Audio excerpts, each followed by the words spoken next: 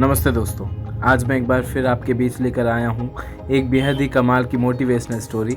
तो कृपया इसे पूरा सुनें और कैसी लगी ये कहानी ज़रूर बताएं। ये कहानी है एक ऐसे लड़के की जिसके पास ईमेल आईडी न होने पर उससे काम नहीं दिया गया, लेकिन उसने हार नहीं मानी और अपने जीवन में सफल होकर दिखाया। एक बार एक लड़का इंटरव्यू के लिए गया। ऑफिस बॉय का इंटरव्यू था। जो इंटरव्यूअर्स था उसने उस लड़के से कहा कि आपका इंटरव्यू हो गया है, आप अपनी ईमेल आईडी दे दीजिए, हम आपसे कांटेक्ट करेंगे।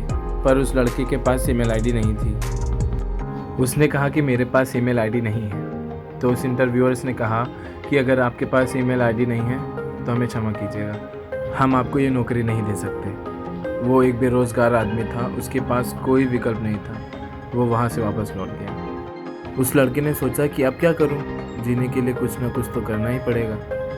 तो वो बाज़ार गया और उसकी जेब में $10 थे। उसने उस $10 से टमाटर खरीदा और उसे बेचने निकल गया। शाम तक उसकी जेब में $20 हो गए थे। उसने सोचा ये भी अच्छा तरीका है, मैं यही काम करता हूँ। उसने उस $10 से 20, $20 से 40 और धीरे धीरे उसने एक साल में बहुत पैसे कमा लिए। तो उसने सोचा कि क्यों ना मैं एक ट्रक खरीद लेता हूँ। उसने एक ट्रक खरीदा और कुछ कर्मचारियों को रखकर फिर काम करने लगा।